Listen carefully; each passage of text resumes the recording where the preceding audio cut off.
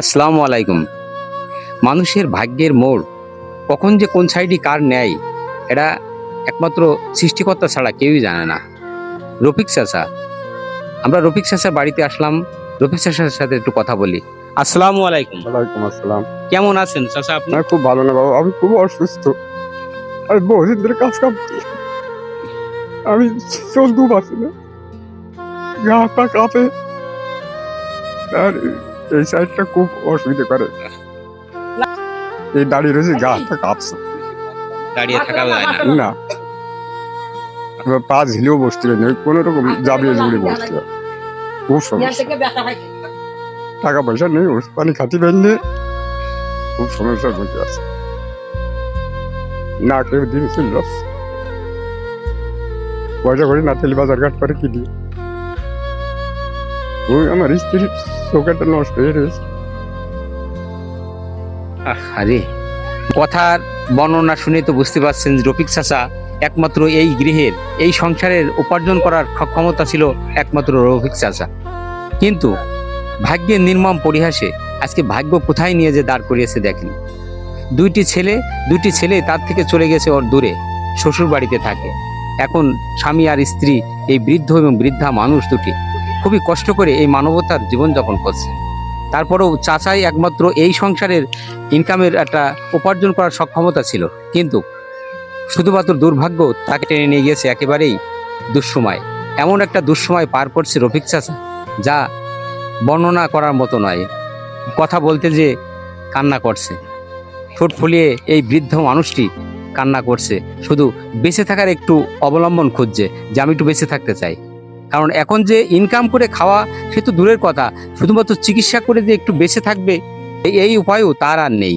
সে চাচ্ছে যে আমার একটু সহযোগিতা, এখন একটু সহযোগিতা করলে একটু ভালো হয়।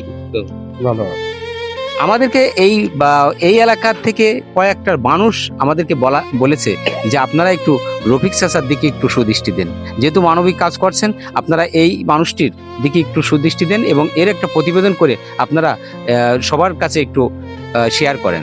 আমরা কিন্তু রফিক চাচার বাড়িতে এসে তার করুণ পরিস্থিতি আপনাদের মাঝে তুলে ধরছি। আপনারা এই অসহায় মানুষটির দিকে একটু সুদৃষ্টি দেবেন। দেখেন এত কষ্ট মানুষটা করছে যে চিকিৎসাটা নেওয়ার মতো সক্ষমতাও তার আর নেই। সে যে একটা ভালো ডাক্তারের কাছে যাবে, একটু চিকিৎসা নেবে, তার মতো আর শক্তি সমর্থন কিচ্ছু নেই। প্রতিদিন যেন আষ্টে পৃষ্ঠে বাঁধা কষ্টের সাথে দিন আসে, আবার রাত আসলে আবার দিন, এই দিন রাত এই মানুষটি সপ্তাহ মাস চলে যাচ্ছে, কিন্তু সুচিকিৎসার দ্বার প্রান্তে পৌঁছতে পারছে না।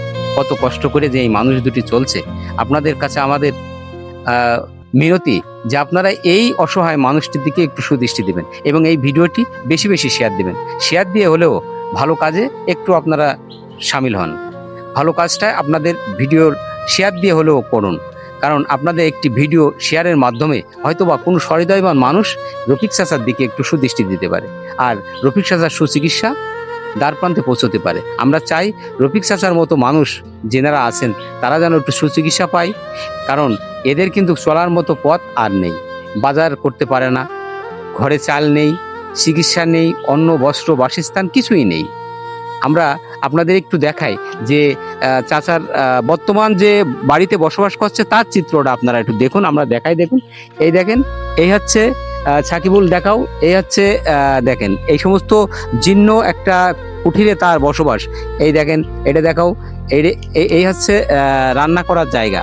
দেখেন বর্তমান যে প্রেক্ষাপট, তাতে এই ধরনের অসহায় জীবনযাপন কজন করে? যে সমস্ত মানুষ এই ধরনের ভারাক্রান্ত এবং অসুস্থতার ভিতরে এবং দারিদ্রতার ভিতরে জীবনযাপন করে, তাদের কষ্টের চিত্রগুলো আপনারা একটু শুধুমাত্র দেখুন যে কত কষ্ট করে এই মানুষ দুটির জীবনযাপন চালাতে হচ্ছে। এই হচ্ছে বাড়ি, এই দেখেন, এই হচ্ছে বাড়ির চিত্র। বাড়ির উপরে দেখাও, এই যে ভাঙা টিন, এই দেখেন এই সমস্ত টিনগুলো কি, এইগুলো কি আর এখন চলে? এগুলো কি এই বাড়িটা যোগে জাগে মাথা গুঁজে আছে, তাই জীবন যাপন করার মতো শক্তি সমর্থন কিচ্ছু এখন আপাতত রফিক চাচার আর নাই। আর চিকিৎসা তো দূরের কথা, আমার এই বৃদ্ধা চাচা রফিক চাচার সুচিকিৎসা করাতে আপনাদের সহযোগিতা পেলে সেটা সম্ভব।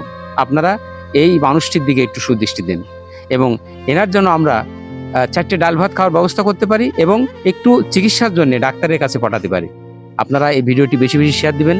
আমরা স্থানটা বলে দিই, এটা হচ্ছে ঝিনাইদহ জেলার সদর থানার 6 নম্বর গান্না ইউনিয়নের 3 নম্বর ওয়ার্ডের পার্বতীপুর গ্রাম এই রফিক চাচার বাড়ি।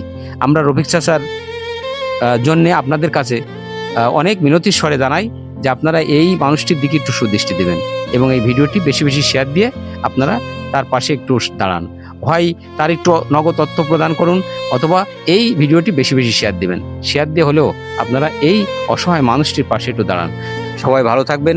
আমরা এই অসহায় মানুষ দুটির কাছ থেকে বিদায় নিচ্ছি। আসসালামু আলাইকুম।